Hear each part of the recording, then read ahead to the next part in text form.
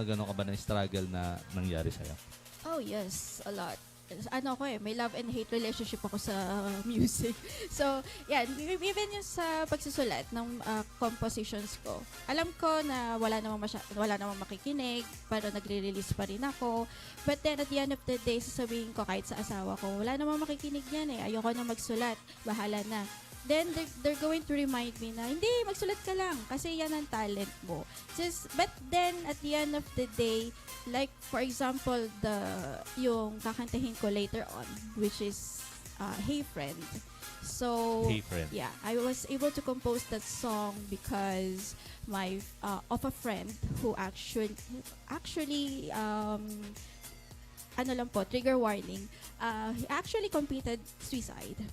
So, and then luckily she survived, and I'm really glad that she did. And yung inspiration na yon, doon ulit magbo-boost yung yung energy na hindi, sige, continue tayo, sulat pa rin.